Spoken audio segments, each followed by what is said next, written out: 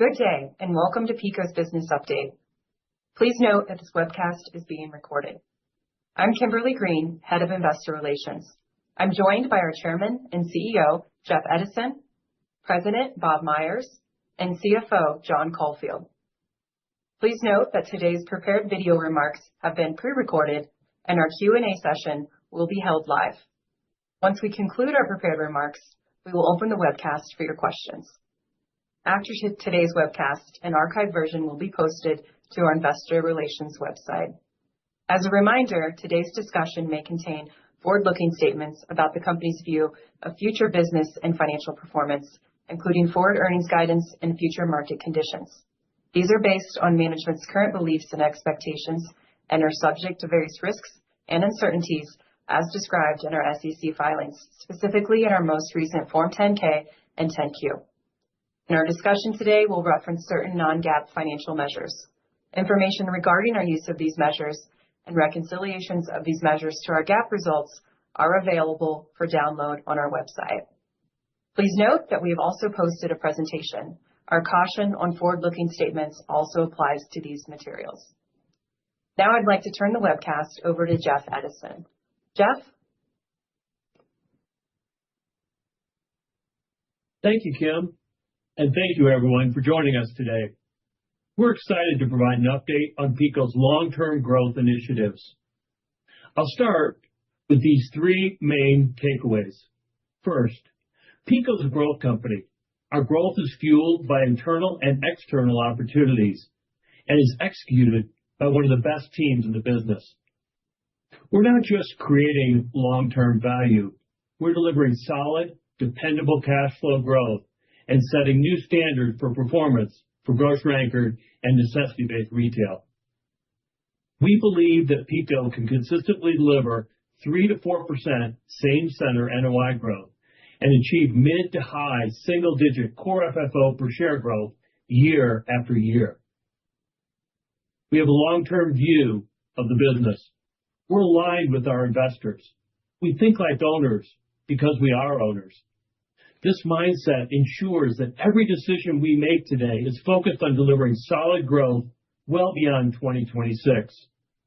And third, PECO's expertise in grocery-anchored and necessity-based retail provides unique strength and stability. Given our track record through various cycles, we believe an investment in PECO provides a favorable balance of quality cash flows, mitigation of downside risk, and solid long-term growth. We believe PECO offers less beta with more alpha.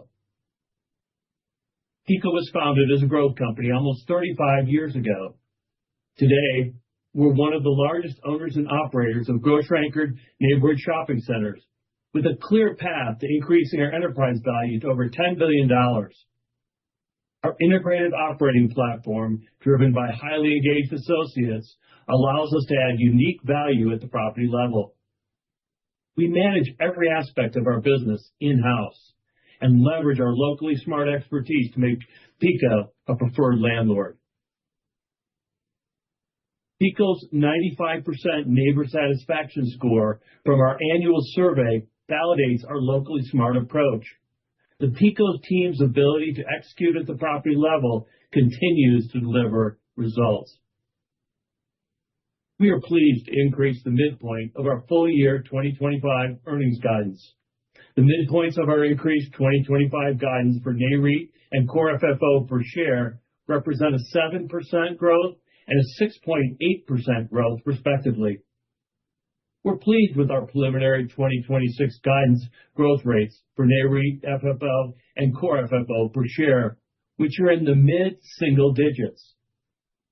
In a moment, Bob will highlight initiatives that strengthen our competitive advantages and drive incremental growth. These initiatives include ground-up development, centers where the grocer owns their space, and everyday retail. We're excited about these initiatives because they're natural complements to our core business. Over time, we believe everyday retail can grow to approximately 10% of our total portfolio. PECO's core focus will continue to be right-sized, grocery-anchored neighborhood shopping centers, anchored by the number one or two grocer by sales in the market. As an investor, you want growth, stability, resiliency, and strong shareholder returns. We believe PECO will deliver outsized growth in 2025, and Bob and John will share how we plan to continue this momentum in 2026 and well beyond. With mid to high single-digit core FFO per share growth and a dividend yield of approximately 3.8%, we target total shareholder returns of 10% or higher on a long-term basis. We expect 2026 to be a great year for shopping centers. PECO is leading the way. Our core grocery-anchored strategy is proven, and we're just getting started on several incremental growth initiatives. We believe now is the time to invest in PECO. With that, I'll turn it over to Bob. Bob? Thank you, Jeff, and thank you everyone for joining us today. The PECO team was in New York last week for ICSC.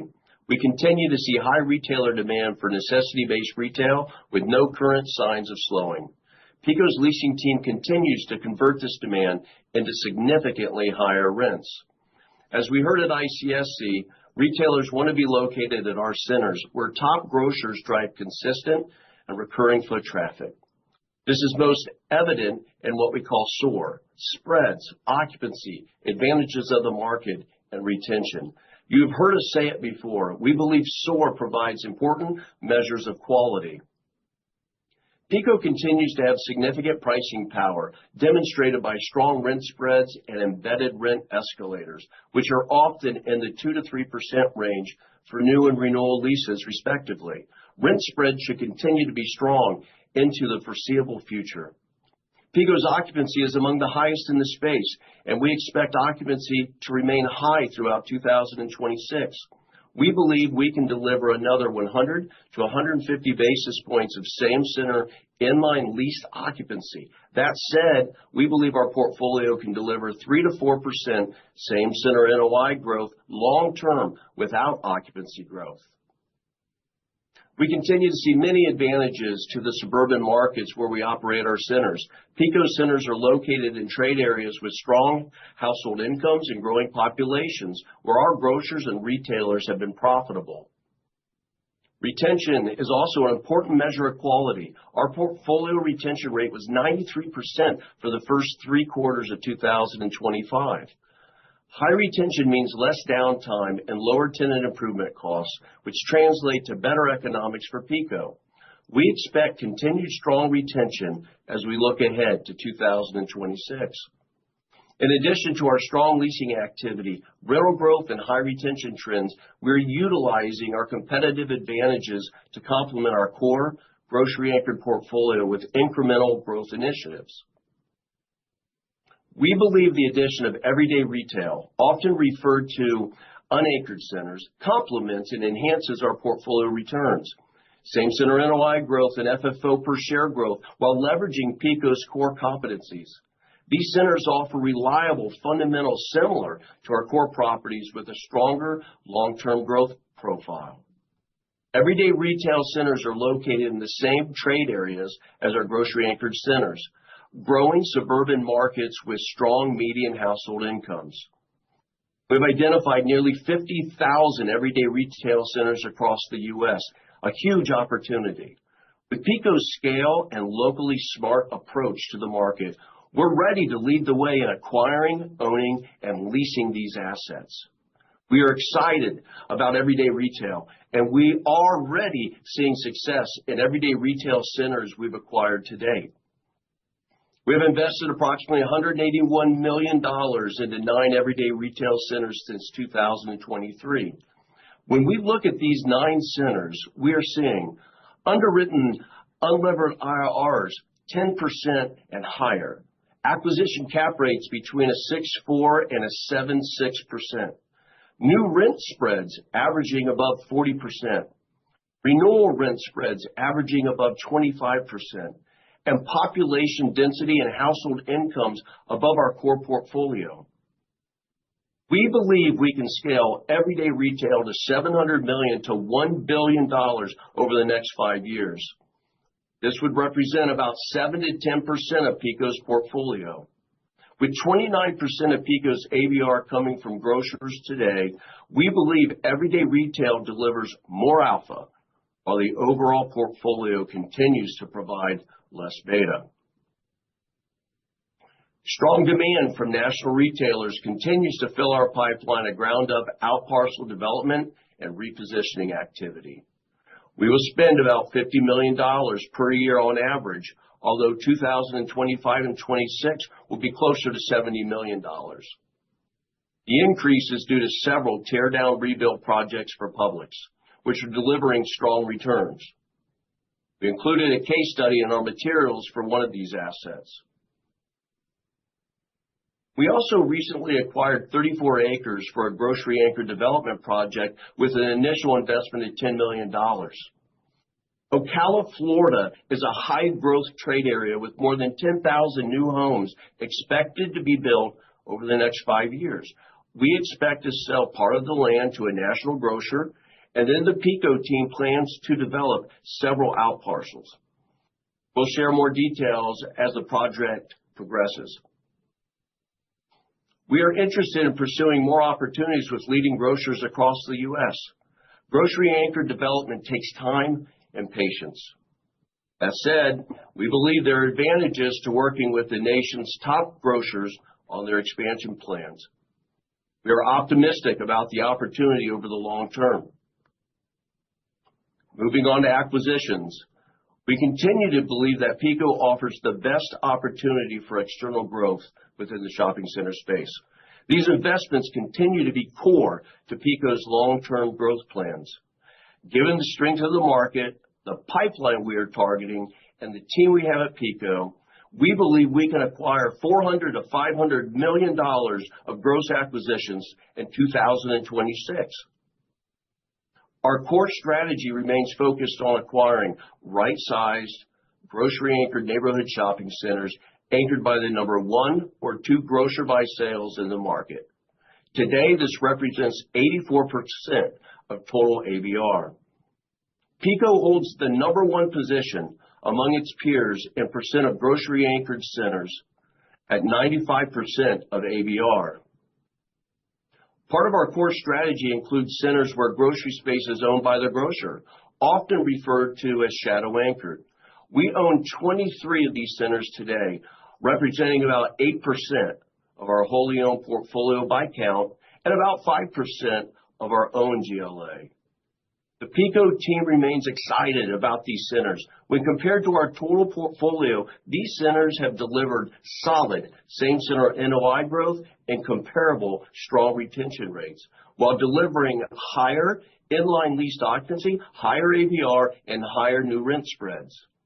We expect these high-growth assets to continue to be a growing component of our core grocery-anchored portfolio. Beyond our balance sheet acquisitions, our investment management platform continues to expand our deal flow and PECO's access to capital. Our joint venture with Northwestern Mutual and Lafayette Square is ahead of expectations and should reach capacity in early 2026. The Cohen & Steers joint venture has seen occupancy lift above underwriting, and we expect additional acquisitions in this venture next year. In summary, PECO's core business is grocery anchored. We are the leader in owning right-sized neighborhood shopping centers focused on necessity-based retail. We are confident in our ability to execute on our plans and deliver solid growth well beyond 2026. This will be driven by both internal and external growth initiatives. With that, I'll turn it over to John. John? Thank you, Bob, and good morning and good afternoon, everyone. I'll start by addressing portfolio recycling, then provide an update on the balance sheet, and finally speak to our increased 2025 guidance and preliminary guidance for 2026. The PECO team continues to have significant financial capacity to support our long-term growth plans. We have diverse sources of capital that we can use to grow and match fund our investment activity. These sources include additional debt issuance, dispositions, and equity issuance. In 2025, we've seen a meaningful increase in transaction activity across the U.S., both in assets coming to market and interested buyers. We believe the private markets are more appropriately valuing grocery-anchored shopping centers compared to the public markets. This gives us an opportunity to lean into portfolio recycling. We aim to sell assets with an IRR of 8% or below, and then use the proceeds to help fund acquisitions above our target 9% unlevered IRR. Year to date through December 12th, we have sold approximately $106 million of assets in 2025, and we plan to sell between $100 and $200 million in assets in 2026. As long-term owners of these properties, we focus on IRR. However, we also watch for accretion and dilution to earnings.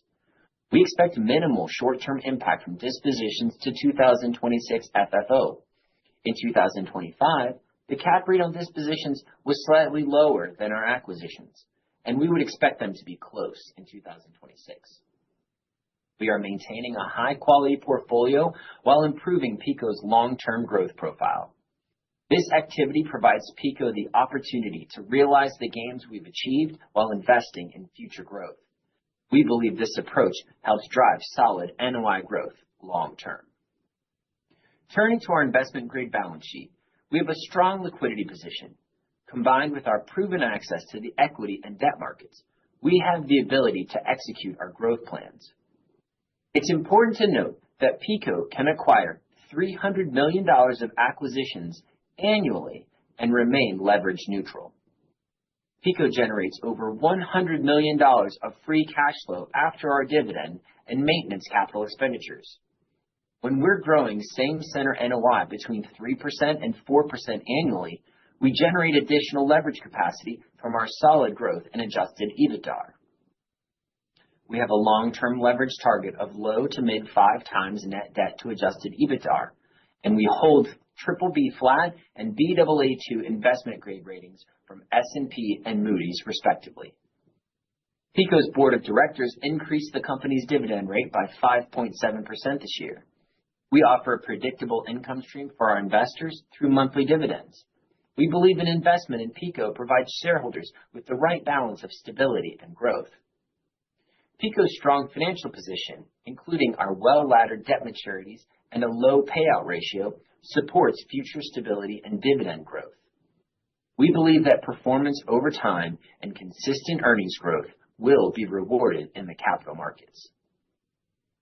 Moving on to guidance and our long-term growth targets. As it relates to full year 2025, we are pleased to increase the midpoint of our guidance for NAREIT and core FFO per share. Through December 12th, we've completed $396 million of gross acquisitions at PECO share, which is at the midpoint of our guidance. Our early pipeline for 2026 is strong. We have updated additional full year 2025 guidance components in today's presentation materials. Next, I'll walk you through some of our assumptions for 2026. From a macroeconomic standpoint, PECO's outlook for next year does not assume a recession. We continue to see a resilient consumer, and our top grocers and necessity-based retailers continue to drive solid foot traffic to our centers. As we look at retailer health, we continue to feel very good about PECO's portfolio. PECO has among the lowest exposure of at-risk retailers. Our watch list remains small. We're not concerned about bad debt in the near term and expect bad debt for next year to be in line with 2025. We are comfortable with our preliminary guidance range for bad debt due to our visibility into PECO's strong leasing pipeline. Should we see a weaker economic environment, we believe PECO's grocery-anchored necessity-based focus will demonstrate the resiliency of our portfolio, as we saw during both the GFC and pandemic. As it relates to interest rates, we anticipate lower short-term rates in the near term. Meanwhile, meaningful recent declines in interest rates should continue to be a positive for real estate values. PECO match funds our acquisitions, so they are accretive on both an immediate and long-term basis. PECO has no meaningful maturities until 2027, and we will look to refinance those next year. Our preliminary 2026 guidance assumes a mild interest rate headwind, which is lower than 2025.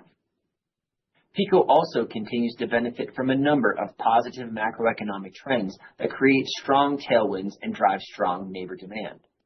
These trends include a resilient consumer, migration to the Sun Belt, population shifts that favor suburban neighborhoods, and the importance of physical locations and last-mile delivery.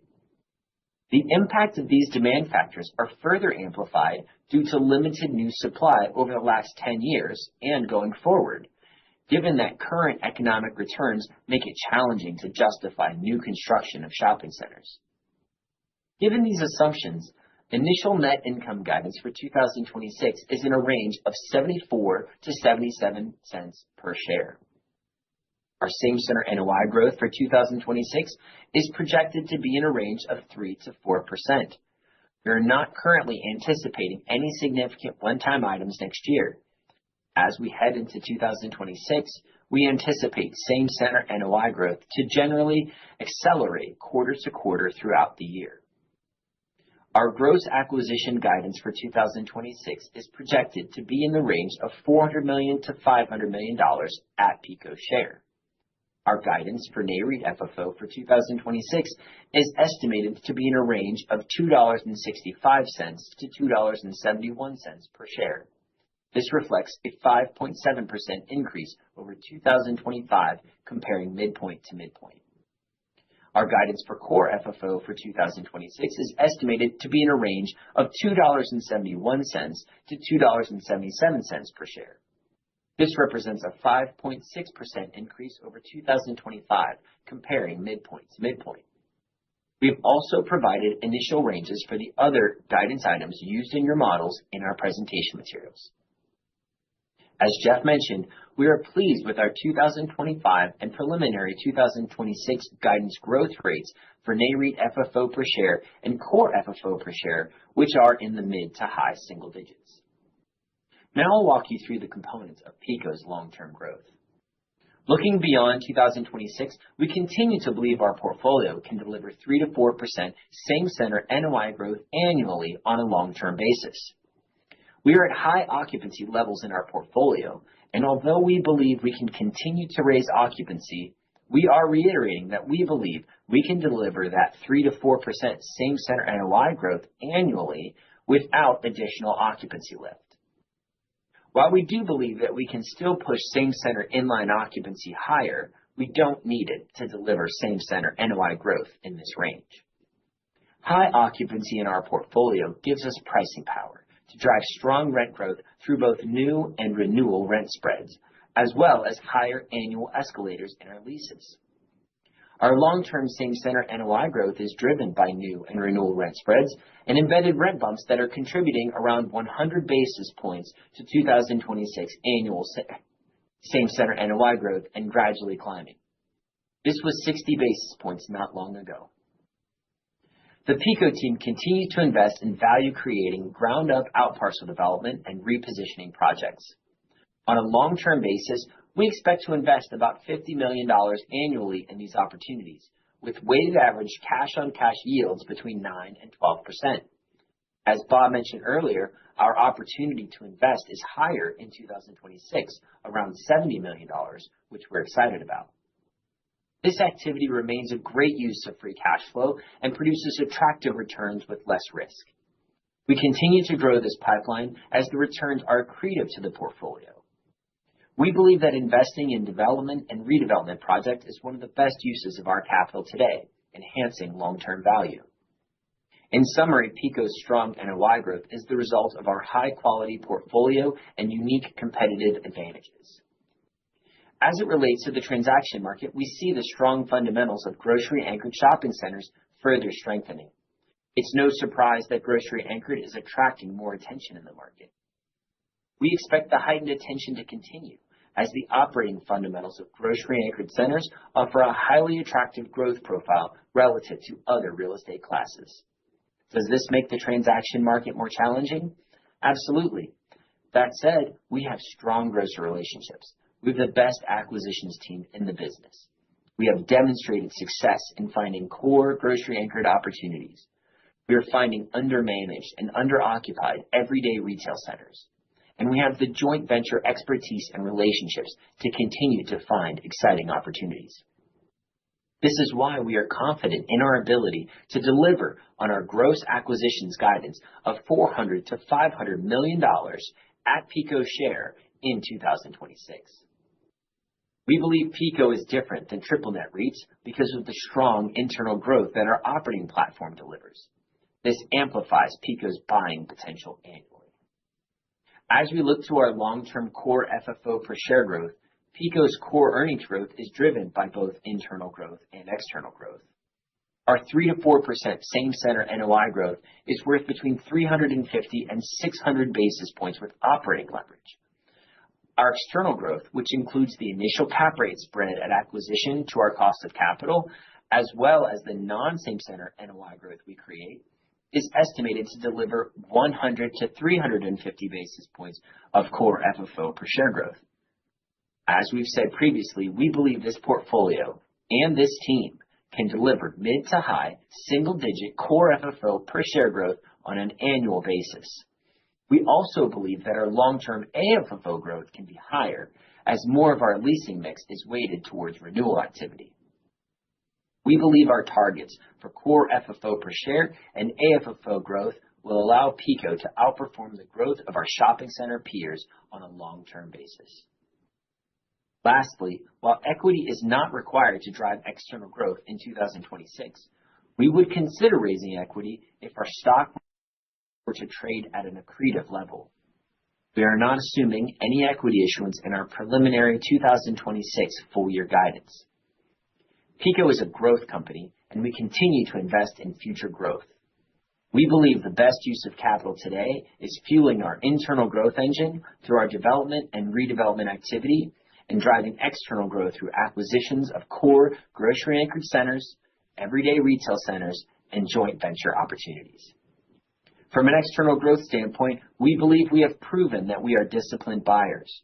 We continue to target an unlevered IRR of 9% for our core acquisitions and above 10% for everyday retail centers.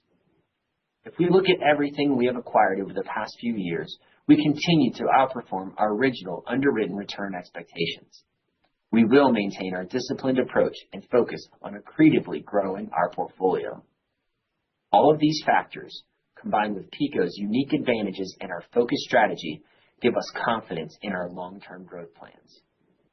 In summary, we believe the quality of our portfolio and the strength of our operating platform will give PECO the best opportunity in our space to maximize FFO and AFFO per share growth. With that, we will take your questions.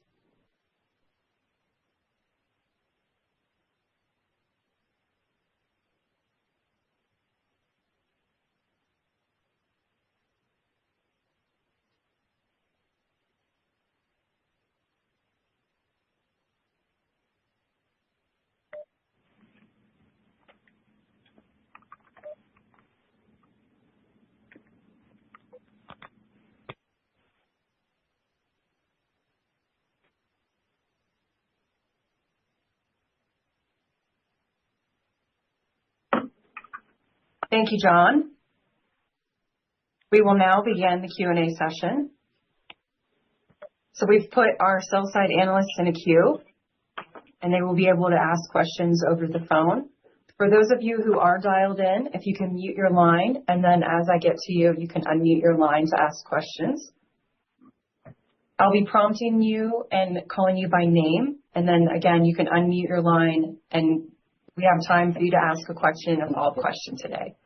Our webcast participants, you can submit your questions through the webcast portal. Simply type your question into the chat box and click submit, and I will be reading those for the team as well. So with that, we'll start with our first question. Our first question comes from Andrew Reel with BofA. Andrew, you can unmute your line and go ahead. Hi, good morning. Thanks for taking my questions and appreciate the detail around your 26 acquisition outlook.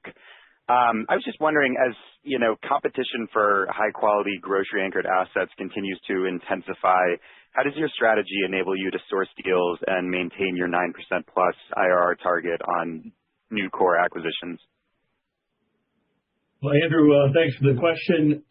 I think, it kind of gets back to sort of the origins of PECO, which is, we've always had really a nationwide look at our markets, and we shop for product across the country. And what that does is it opens up more markets that we can buy in. We have a bigger sort of place to shop for buying shopping centers.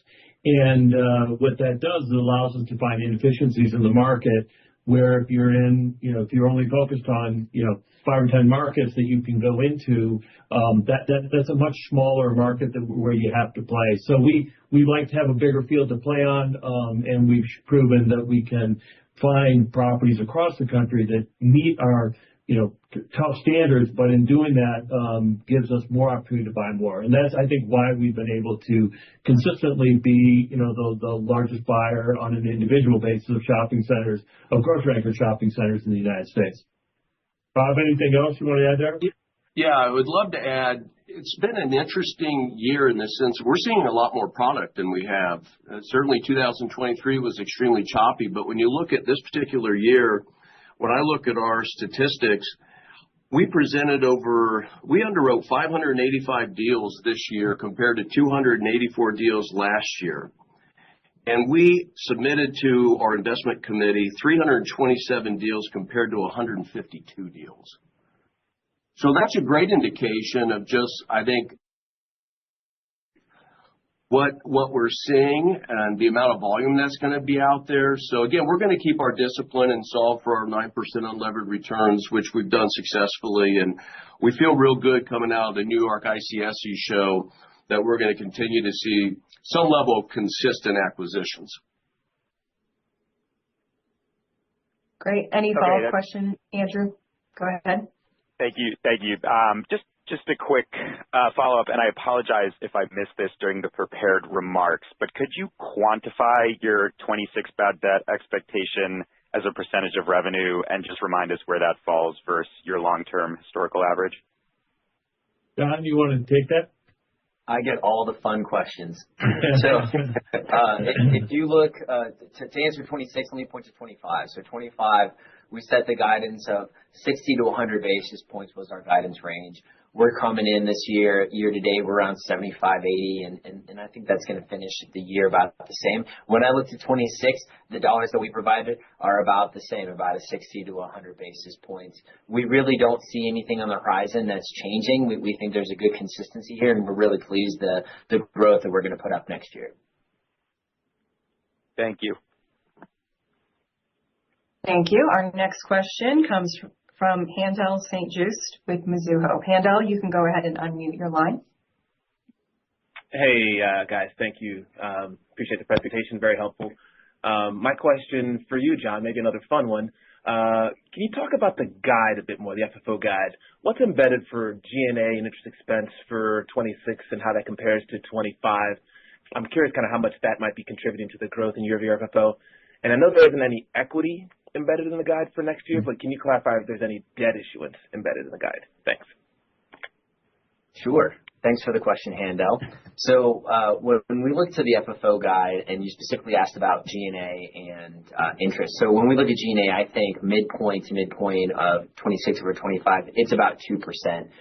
We've made investments in 25 that are really allowing us to scale and really focused on efficiency in our portfolio. And we look at it very closely on operating metrics as well as earnings metrics. And that is something that we will continue to do. So when we look to our growth for 26 and beyond, I would think that, we're actually inside of inflation. And I think that's what our target would be there. When we look at interest expense and our math, even on the guide, nominally, there is some interest rate headwind still, but ultimately, we've been laddering our maturities, and right now we would be issuing somewhere, it depends on where the 10-year is at the moment, let's say 5.25, even inside of that on a new 10-year. So as we look at it, our plans are to have incremental debt issuance. We mentioned it, I think I said it a few times in the prepared remarks, that we can acquire $300 million of assets without incremental equity because of the growth we get in the portfolio and the free cash flow that we retain. And so we have the debt markets are actually very open right now, both on the unsecured basis and all the different ways that we examine it. We want to be a continued repeat issuer in that market. And so we feel really good. But yes, there will be incremental debt that is issued, but we are also committed to our low to mid 5 times on a debt to EBITDA basis.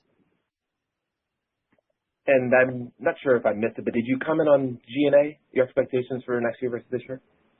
Yeah, so specifically in the guide, in the materials, we give you a range. And so that you could use that. But if I look at midpoint to midpoint, it's 26 over 25. I believe it's up 2%. Okay. Thank you.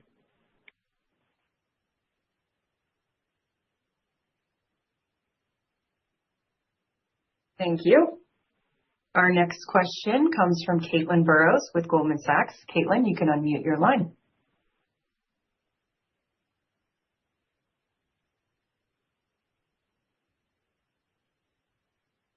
Caitlin, we may have muted your line for you, so try *6.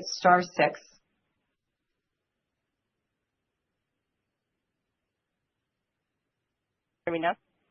Yes, we can. That worked. Thank you. Thank you. So you mentioned that rent bumps are contributing about 100 basis points to same store, up from about 60 basis points not long ago. So can you give more details on the conversations you're having with retailers on this topic, how receptive they are versus pushback, and what you think the annual rent bumps can get to over the next, 1, 3, 5 years? Yeah. Bob, you want to talk a little bit about what we're hearing on the leasing side in terms of that, and then John, if you want to add in terms of the pace at which we anticipate getting that throughout the portfolio.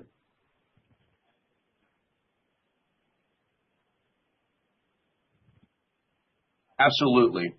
Thank you for the question, Caitlin. And it's a great question because that's something we've been very focused on doing. If you look at the current market, the lack of supply, our overall occupancy at 97.7%, we do have pricing power and leverage to negotiate some of these rent bumps into it. We're very focused on not only rent bumps, but improving the integrity of the leases and the non-monetary clauses that we're getting. So currently on our renewals, we're getting around 22-23% year one with 3.5% annual CAGRs. And on our new leases, we're very focused on, if you look at our leasing spreads, we've been around the 30% mark, and we plan to do that again in the fourth quarter with annual increases between 2 and 3%. So we feel like we're in a very good space. Coming out of New York ICSC, the retailers are still very bullish. I'm not seeing any signs, any cracks, anybody pulling back. They're going through our rent rolls, focused on stores for 26, 27, and 28. So the visibility that we have as an organization on our renewals and new leases would suggest that we should be able, over a period of time, to continually improve that stat. And as we look at the contribution to NOI, you're right, it has increased. We're at 100 basis points as a percentage of NOI. Our kind of components, long-term guidance would say 100 to 120, but I think that's because of where we are right now. I mean, I think this could get to 120 to 140 over, I would say. We've been taking up about 10 basis points a year. I think that's a reasonable take, but right now our Will says 100 to 120, and we'll go up from there as we get there. Got it. Okay. And then it sounds like maybe we could ask a follow-up. So I guess just as a follow-up, as we think about the 2026 outlook, I guess are there any pieces that you could point out that could still create upside to your midpoint or even high end of guidance, maybe what you're assuming for timing of acquisitions, or is there anything else? Like I know sooner economic occupancy can make a big difference for some companies. I'm not sure how meaningful it is for you guys. Well, I'll take the first crack, and then John or Bob jump in as well. I think one area is that in the assumptions in this base model is that we are not going back to the market to raise any additional equity based upon where pricing is today. That is, we're managing our balance sheet on an acquisition side based upon that assumption. So that would be one area where we think there is some upside, under certain scenarios. We're obviously not going to go there with where we are today, but it is something that we see as an opportunity, certainly on a longer term basis, to accelerate our acquisition pace, and to make sure that we're match funding both the debt and the equity to make sure that our balance sheet stays pristine as it is today. John, any other pieces there that you think maybe additional upside opportunity? I think to Caitlin, to your point, if I compare the midpoint to the high end, that's really gonna, I would say you can get there by getting from the midpoint to the higher end of the NOI guidance, which the biggest impact is likely going to be the economic commencements earlier. I would also say, continued strength or even better strength in new leasing spreads. I would say that capital markets favorability from an interest perspective could be beneficial. I know that there are projections of varying degrees out there as to improvements or detriments for 26, and we've kind of got a nice base case in there, but it's really only 3 cents from the middle to the high, and so just a few pieces there can help us achieve. I would highlight that we did update our 2025 guidance, and I think, we are pushing on the, when you compare where we were originally to where we're projecting now, we have seen a nice increase, mostly through the strength in the portfolio. Thank you. Thanks, Caitlin. Our next question, I'm going to read from our webcast. Again, as a reminder for those on the webcast, you can just type in your question and we'll try to get through as many as possible. So question comes from Mike Mueller with JP Morgan. Can you speak to the average size and dollar cost of everyday retail centers? Is everyday retail a pivot that's being driven by traditional grocery anchored centers having lower cap rates today that make the math harder to work? Or are we just seeing a lot more growth in the everyday retail acquisitions? Mike, it's a great question, and one that we're actually really excited about. The opportunities that we think that where this is sort of a natural extension of our core business, to find additional ways to grow. So we're really excited about it. Bob, you want to kind of walk through sort of our thinking on it and where we are excited about taking it? Yeah, absolutely. So thanks for the question. We are very excited about this. Now, so far we've acquired around 9 assets for $180 million. Average size currently is usually between 40 and 50,000 square feet. Our average cap rate on these assets have been right around a 6.9. We are solving for a 10% unlevered return. We are seeing high quality demographics that are accretive to our overall portfolio. So we're very focused on our core markets. We want to be close to the number 1, number 2 grocer. We're looking for growth pockets, and we're seeing a lot of success in it. When I look at our results, and it is early days, and it is a small portion of our business today, but I will say that this is something we're excited about over the next several years, and I think we can grow this business to somewhere between $700 million and $1 billion over the next 4 to 5 years. With that being said, early indications are already showing us that we're seeing new leasing spreads at the 45-46% range and renewal spreads at 30%. So we're capitalizing on the opportunity here to buy assets at that 6.8, 6.9, $305 a foot that we can grow, and we can put our PECO machine on it and create value for our shareholders. Yeah, Mike, I'm glad you asked the question because as you can see, it's something we're excited about. I want to make sure that as we talk about it, we keep its scale in line. I mean, our core business is a grocery anchor shopping center business. This is something that we think we can add some additional growth to the portfolio through, but I don't want it to be mistaken in any way that this is a new core business for us. This is something that we think we can add on and add additional growth through our acquisition process of this product. But we're still, our core business is the grocery anchor shopping center business. Thank you. Our next question comes from Tayo Okusanya with Deutsche Bank. Tayo, you can unmute your line.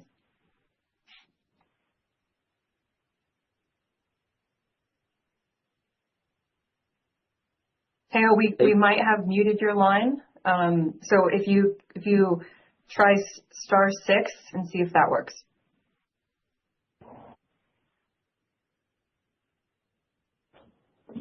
Hello, can you hear me now? We can hear you now. Thank you. Perfect. Yes, thank you so much for the presentation. Curious at this point, based on whether feedback from ICSC New York or other conversations you're having with the retailers, like what's the view today just around, the potential impact of tariffs? I think at one point there was a view of, retailers are going to ease it at the very, very beginning of this whole thing getting implemented. But now, if their margins are thinner, then they kind of now decide to maybe try to pass it on to consumers. Is that really happening at this point? Is that changing how they're thinking about their business and their margins? Or are they much more focused on maybe even, potentially tariffs going away through a decision by the Supreme Court? Yeah.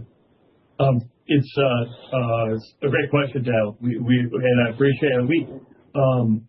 If you step back to April, May of this year, and you think about where we were on tariffs and where the sort of the whole consciousness of like where is this going and the uncertainty. What I think is happening is the retailers, like they always do, they've adapted, and they're the best. Their business is all about supply chain, and that's what they've done. They've adapted to the environment they're in, and some of them have been, it's hurt some of them more than others. But at its core, we're kind of through, I think, the dramatic impact, and you're going to see you're going to see impacts with specific retailers with specific product. But they have moved ahead, and so it could be that we'll see impact into 26, and but I'm thinking is that we've had the major hit, and now we're going to be working at the margin. And as we said when this first happened, we were very fortunate to be in the necessity-based side of the business. And when we looked at where the impact was going to be, it was 85% of our neighbors were going to be in that low end of impact. So we were very fortunate in that. But I think we're also fortunate that the impact was not more sizable to the more discretionary side of the business, and it appears not to have been. Thank you. Thanks, Tayo. Our next question comes from the line of Todd Thomas with KeyBanc. Todd, you can unmute your line. All right, thanks. Can you hear me okay? We can. Yeah. Yep. All right, great. I guess first question just around acquisitions. Jeff, Bob, you talked about the growing pipeline. I'm curious how much of the $400 to $500 million of acquisitions you would say that you have line of sight into today, and any insight on the breakout that we should anticipate between on-balance sheet and investment management deals that you might anticipate, just trying to get a sense of sort of the fees and initial returns on that $400 to $500 million of PECO shares, since it seems like the returns are a little bit higher on the joint venture deals. Yeah. Todd, thanks for the question. The 400 to 500 that we're talking about is at our share, so that has in it what we anticipate doing on the investment management side for our share of the investment. And I think we feel good that we have a similar pipeline going into next year that we had this year. And so I think in that environment, we feel good about the guidance that we've given on acquisition pace. And there's nothing that we see that is a big contraction in terms of number of products, as Bob pointed out earlier. I mean, we're seeing a strong flow of product for sale and in our space. And so we feel good about going into next year that we've given a guidance that gives us a range, but I think we feel really good about being able to get there. About any other things you want to add in there? The only thing I would add would be, right now we've closed on right around $395 million at PECO share. So we'll either finish the year around 395 or 425. We're still negotiating and retrading a particular deal that may or may not close. To Jeff's point, we have somewhere between 150 and 200 million that we've been awarded or under contract to close either by the end of the first quarter or early second quarter. So we're in a very good spot.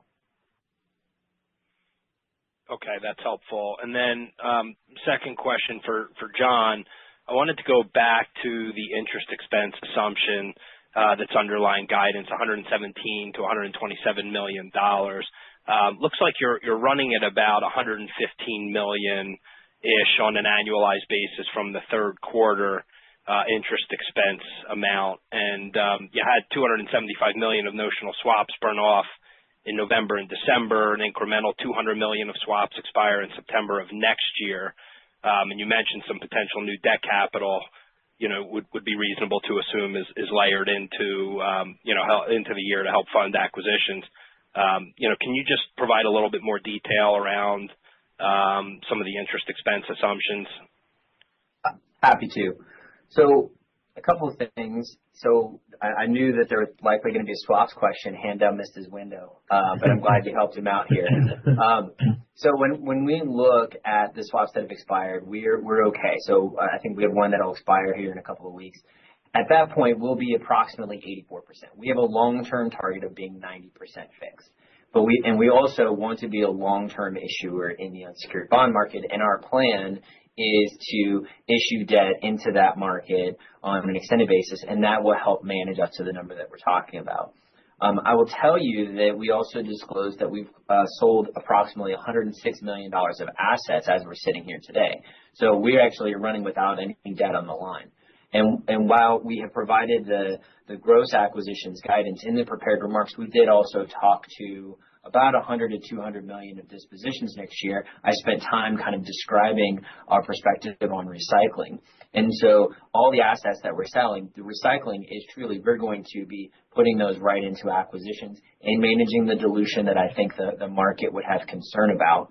So when you take those factors in there, the $100 million that we've got in term loans next year, we'll likely, repay that or put that on the line through a debt issuance. We want to be opportunistic as we look at our interest costs, and our debt issuance. Not timing the market necessarily, but are looking for good windows to do that. So when we are thinking about it from a debt issuance perspective, we have a $1 billion line with meaningful liquidity there, that the acquisitions that Bob talked about will be added to the line, give us an opportunity so that we can use those proceeds to start refining 2027. I think as we look at it, we'll float at the 84% until that next issuance comes later. But I think perhaps the delta you're looking at would be some of the 100 to 200 million of disposition that would be temporarily housed to then fund additional acquisitions. Okay, that's helpful. Are the interest expense headwinds that you referenced in your commentary, though, is that primarily due to the swap expirations?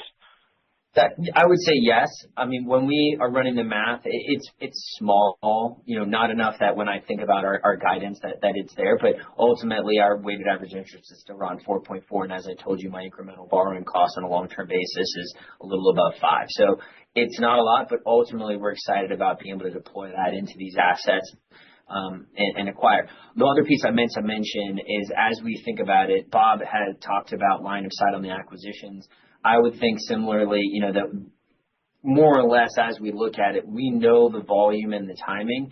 And I would think that from there, from a modeling perspective, you could sort of kind of linearly assume that throughout the year. But the timing and also timing early or late could be beneficial from an earnings perspective.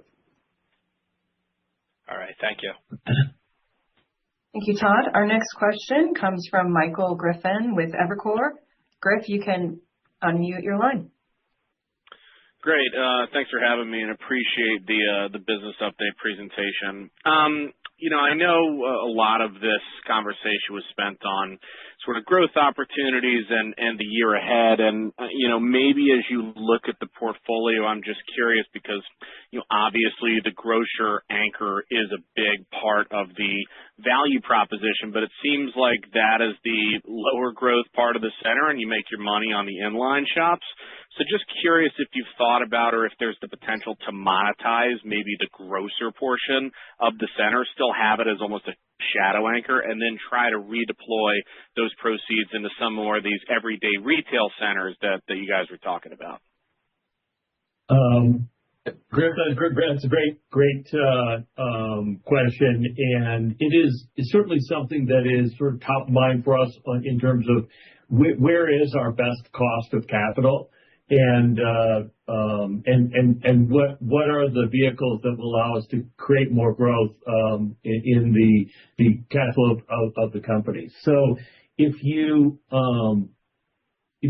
think about how we dissect our centers, the grocer is that, it kind of has a halo impact on the entire center. Because it brings in that 1.7 visits a week that our customers in the trade area do, and that helps all of our small stores. And then the merchandising of our small stores and the attraction they have does the exact same thing for the grocer. So they're both sort of having a halo effect on each other. That's how we can drive rents. We can drive rents by driving sales of our small stores. As you point out, our grocers are flat. They're going to be relatively flat for, and controlled for a long period of time, which on the one hand is flat, and that's not great for growth, but it's also a very dependable, strong amount of cash flow. And, it's in the high 20s for us today in terms of what we're getting from our grocer. So I think if you, what we don't want to do is get away from in our core business from the halo effect that we have from the grocer. And that's where your comments about could you peel off the small store space could be attractive to us in the right setting, because what you're doing there is you're taking that growth, the highest growth part of it, and if you kind of did that with the centers that we own today that are anchored, where the anchor owns the space, so they're shadow anchored or sort of halo centers as we look at them. If you take that growth would be about 6%.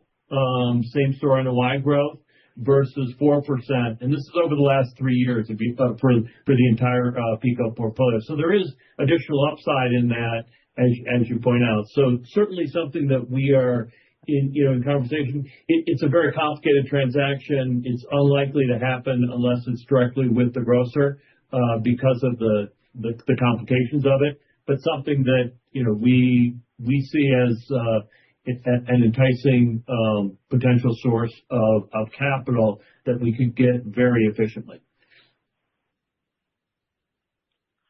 Thanks, Jeff. Appreciate the color there. And then maybe, I think you mentioned sort of tenant credit. The watch list hasn't really changed at all. But if you think about maybe industries or categories you're keeping an eye on, does the QSR segment start popping up at all? I think it's about 20% of the ABR, but it felt like we were hearing some stuff, whether it's around food inflation or, customers maybe trading down, eating at home as opposed to going out. Is there anything in there that we should be worried about heading into 26? And just how's your mind about that segment broadly? It's a great question and it is top of mind for us because they're a fairly solid piece of our overall portfolio. Interestingly, if you look at this is a generic term that the ICSC use for their fast food, which I think is a QSR kind of substitute. the last 12 months, the average per square foot sales is $774. That was $763 in 24, and that's as of October, at the end of October. So you're not seeing sales change, and that's where I think people are most concerned is that they're going to get to that point. Are you going to see some of these guys in trouble? Yeah, because that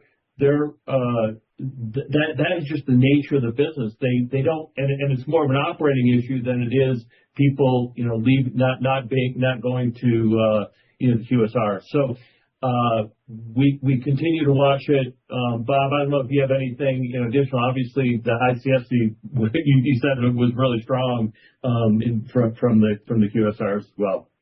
Yeah, I think it's a great question, and you're right. There is a little bit of noise out there, but that being said, the demand in that category is through the roof.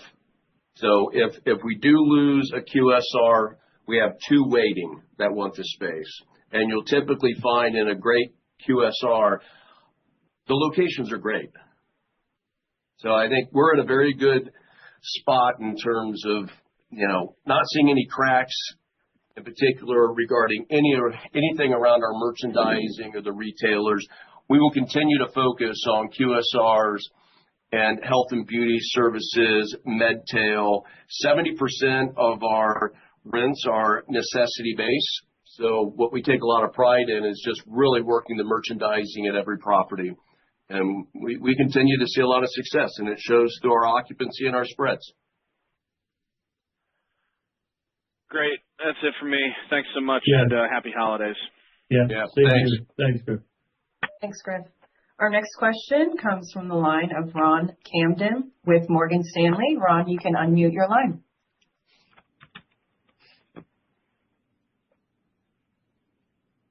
Ron, we may have muted your line on our end when we started, so try *6. Can you hear me now? We can. Loud and clear. Okay, great. Just two quick ones for me.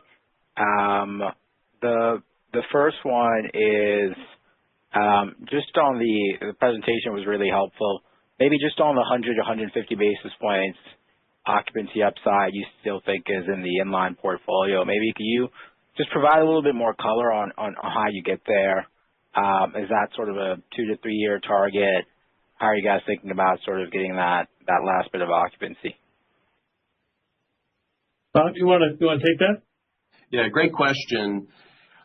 We've been very focused on moving our inline portfolio another 100 to 150 basis points. So currently, we've been anywhere between 94.8 and 95%.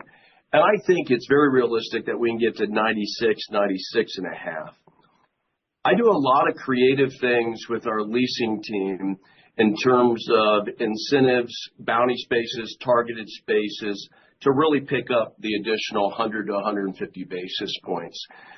As an example, when I put that incentive in place 2 years ago, we leased about 35% of those spaces. Last year, we leased 65% of those spaces. So I have a new list again. And I think if we can lease those spaces, we'll get that 100, 150. I think your comment about 2 to 3 years is right on the mark.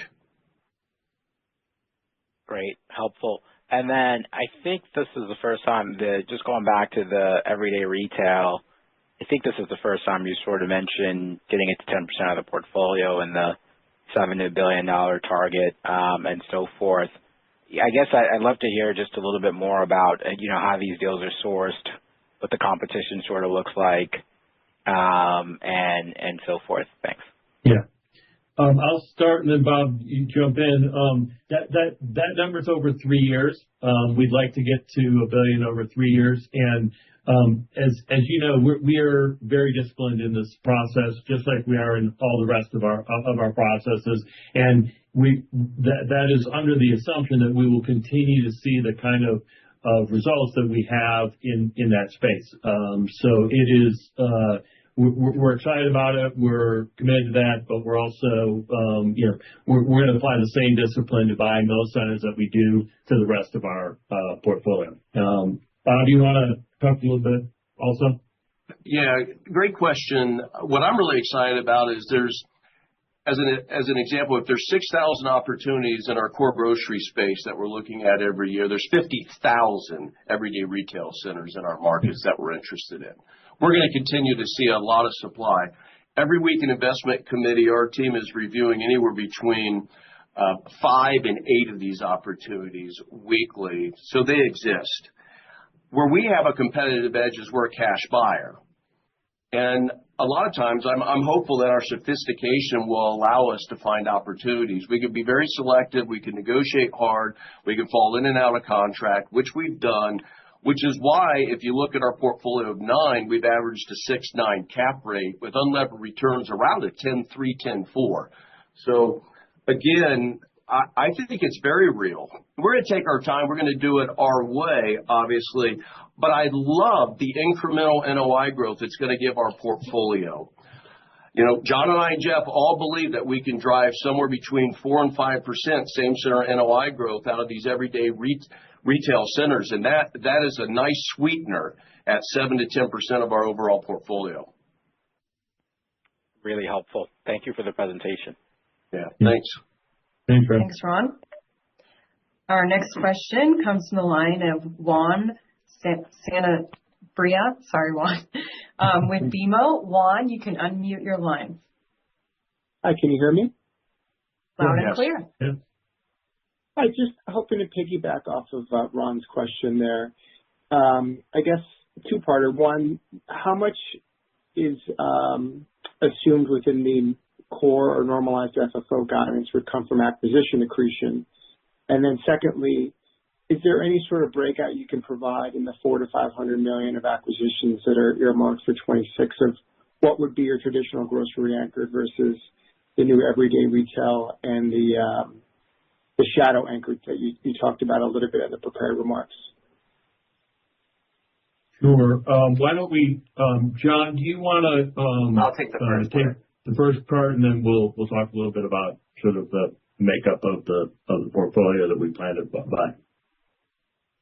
One, in our presentation, we provide our kind of wheel of growth on NOI, and we also provide kind of a wheel of growth on FFO. And one of the things that I love about the resilience and the reliability of this business is we talk about, more alpha and less beta, and part of it is the consistency of how our growth fits that wheel. When I look at 25 and when I look to 26. So in 26 specifically, the majority of our growth is coming from the same store NOI pool and the lift that we received there. We're also going to receive some FFO lift from the acquisitions that were made in 2025, both from just a timing factor, but also even growth that we're able to realize in these assets before they ever enter the pool. When we look to the contribution from current year acquisitions, then that is, I would say 75 basis points or less of any of that year's and what we're modeling for 26 on a growth basis. So I think when we talk about being able to deliver mid to high single digits, it is the consistency of our growth that gives us the ability to say that, and 26 is right there with it. And Bob, do you want to talk a little bit about how we're approaching the breakup of the breakdown of the portfolio in terms of where we think that will come out? I just caveat these are all assumptions. We're going to go after this market hard, and we're going to take advantage of where we can find product. I think our discipline is such that we'll give you some guidance of where we think it will happen, but we want to make sure that it's clear. We're going to go where we can find opportunity. Sorry, Bob, I just want to make sure this is not as much of a science in terms of breaking it down. Yeah, and we'll figure it out as we go. But what I will say is, most importantly, everybody knows that we're not a cap rate buyer. We're an unlevered return buyer, and we've solved for 9, 9.5, and 10 across those categories. At $500 million potentially of next year, I think you should assume that 80% is going to be the core grocery piece. And that could be shadow. But again, shadow is defined as the grocer owns the location. And I'm very comfortable with that. So I think I would go 80-20. And if you really wanted to bifurcate it, my best guess would probably the 60% core grocery owned, 20% shadow, and then 20% everyday retail. Best guess. Understood. And totally get it that these are variable or fluid numbers. But and just the last question for me, with the higher IRRs, targeted for the everyday grocery, just curious about the risk or the offset in getting that higher potential growth through the cycle and what that may mean in the downside in case we ever do kind of stumble into a recession. So just curious about how you think about clearly you've articulated the upside, but maybe the downside risk over the long term. Yeah, Bob, you want to talk about how we've looked at it historically and experience we've had? Yes, absolutely. I think the most important aspect of it is, given no new supply and the demand has been very aggressive, we've already moved to occupancy in a lot of the shopping centers of the 9 that we've acquired by 500 to 800 basis points. We acquired one center in Columbus, Ohio, that we acquired at 84, 85%. We're currently at 98% 8 months later. So I don't see a slowdown in that. What I'm really excited about is that we have a fully integrated operating platform, and we have our own national accounts team. And our national accounts team is very focused on remerchandising these assets. So we're looking for the inefficiencies, which is why we're able to get to the 10 unlevered, as an example, and buy closer to a 6.9 or 7. So we're already seeing that our focus is to take our national account team, remerchandise, and find the quality of necessity-based goods and services. That's where the inefficiency is. A lot of these opportunities are locally owned. So we have the opportunity to bring in our institutional knowledge, our relationships, and take that increase in national tenants and necessity-based goods and services.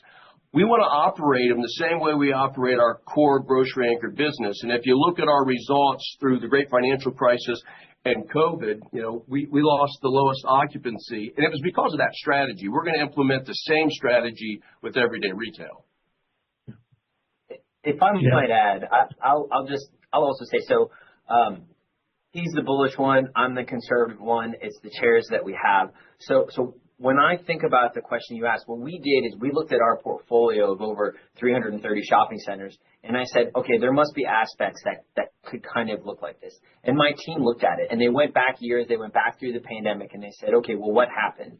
So just inherently, because you don't have that 30% from the grocer, there was more movement, but ultimately they recovered faster than the inline spaces. So what we found is that you might have more, but a little more volatility in the time, but the resilience. And to Bob's point about the operating platform, our ability to understand the right uses for these centers, having the right local neighbors that are there. And I'll tell you, in the pandemic, those locals were actually better to work with than some of the national. They opened faster because this is their livelihood and importance to it. So I looked at the data, and it actually proved out that there's less volatility and less risk than I think you would otherwise perceive. Obviously, everything could be different in the future, but there is resilience there. It's the same reason we talk about the local neighbor in our grocery-anchored portfolio, and we think that really makes a lot of sense. And when you look at the kind of the capital position that you're giving to them, the economics make a lot of sense. So it is something we see. I also would add, I don't think I've said it yet, is I think the other piece is the complement of everyday retail in a predominantly grocery-anchored portfolio, because 30% of our income is coming from the grocery. That gives us the stability at a portfolio level to pursue these avenues of growth. Makes sense. Thanks for articulating that. Yeah. Thank you. Thanks, Juan. Thanks for the question. Thanks, Juan. Our next question comes from the line of Rich Hightower with Barclays. Rich, you can unmute your line. Hey, good afternoon. Can you hear me? We can. Thanks. Yep. Okay, great. Didn't even have to star 6. Thanks, guys. So I know that we've covered a lot of ground on the call, so really appreciate all the color. I guess 2 quick ones from me. So a lot of the questioning has been around, potential upside, let's say, to fiscal 26 guidance. So I'm actually curious, what could drive you to the low end, whether it's timing around deal volume, whether it's something in the bad debt line. What set of circumstances, based on what we know today, would lead you to the low end? And then I've got one follow-up after that.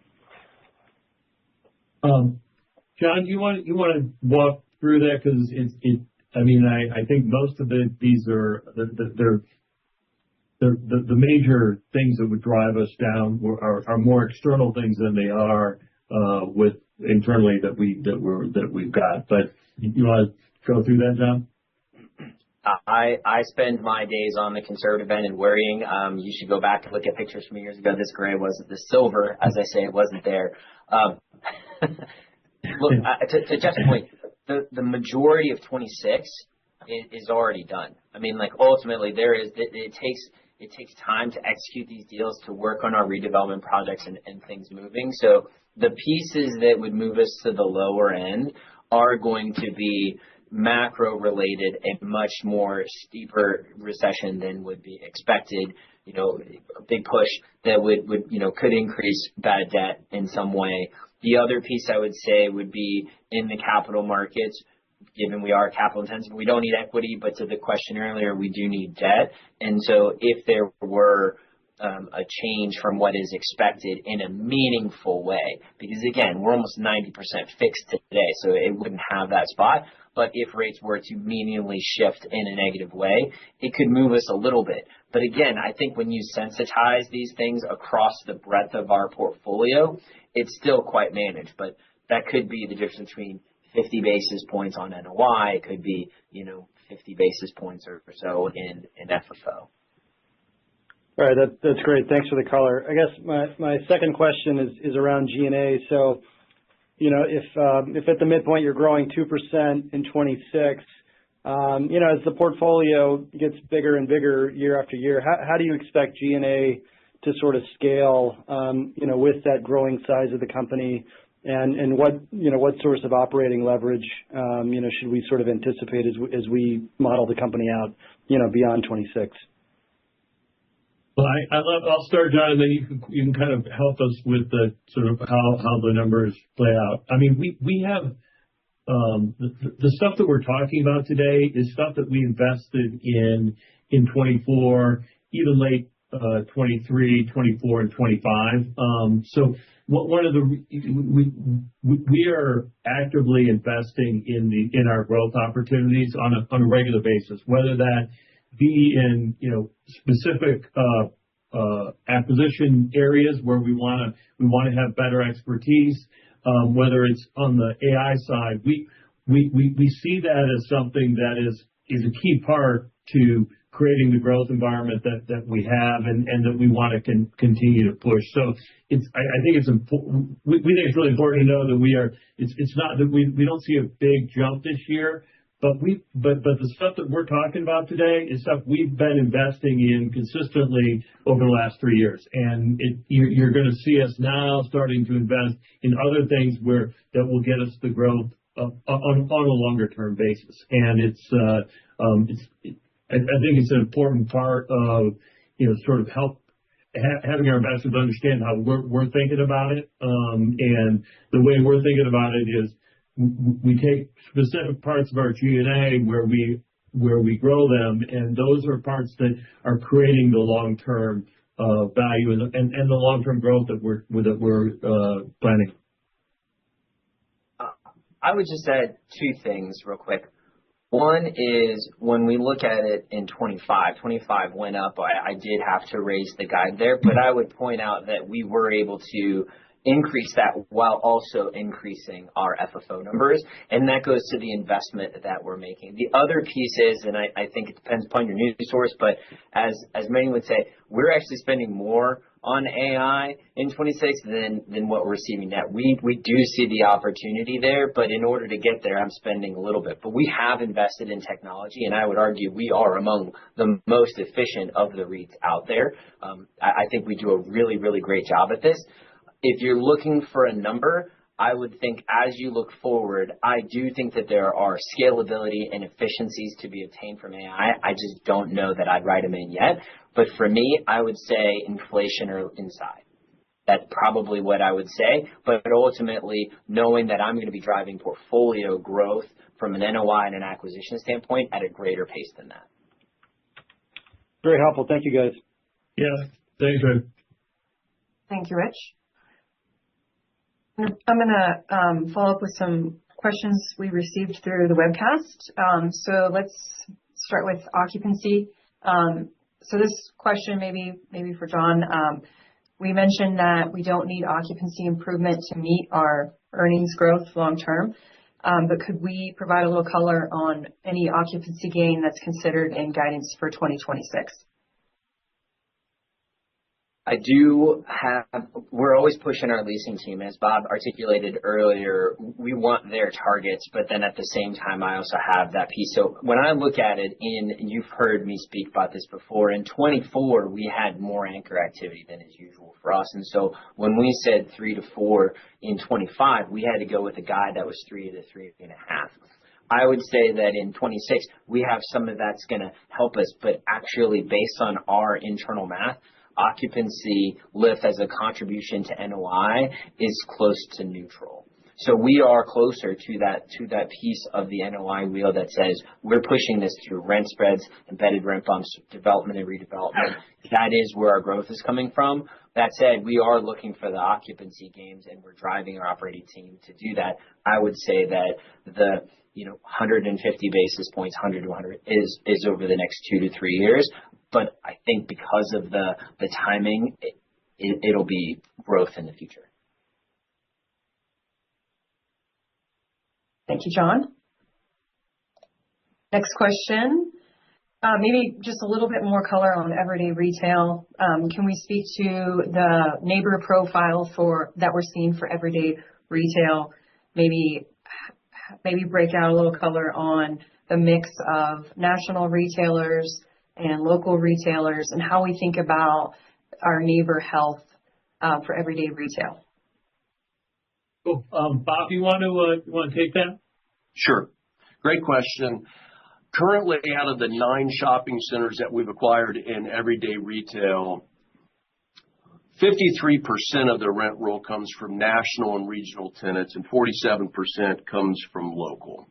That's what I'm excited about because we find that there's a lot of local tenants that we can really push rents. And again, I mentioned in the conversation earlier, new leasing spreads certainly have been 46%, renewal spreads at 30%. And I'm excited and bullish about our national account team having the opportunity to continue to work the merchandising around necessity-based goods and services. So the nice thing is we buy these assets, say, at $305 a foot, and then what we can do is just work the value and create the value for our shareholders over a long period of time, generating that 4 to 5% same center NOI growth. So currently that's the mix, 53-47, with a focus on improving not only necessity-based goods and services, but also more national and regional tenants will come along with that. Yeah, the only thing I would add there is, we do see incredible opportunity to re-merchandise specific centers that we're buying in that space, where we can, we've got the experience. We're locally smart because we own centers right near these centers, and we know what we can do with them when we buy them. So we're bringing the machine, and we're just kind of extending its look so that we can actually bring that to bear on these new centers that we're buying. And as you can see from, as Bob mentioned, I mean, the results we're getting are really are very positive, and it is the PECO machine that creates this value. Great, thank you. And we cannot end the day without a question on swaps.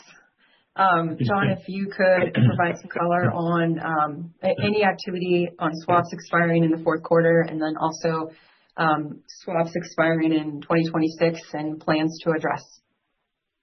Happily. So as we look to it, pro forma for the swaps that will expire here in December will be approximately 84% fixed. As we look to our maturity profile, we have $100 million that comes due next year, and then we have some term loans that come due in 27.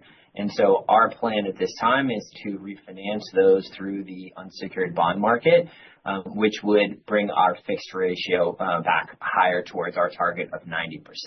So in the meantime, we're comfortable floating.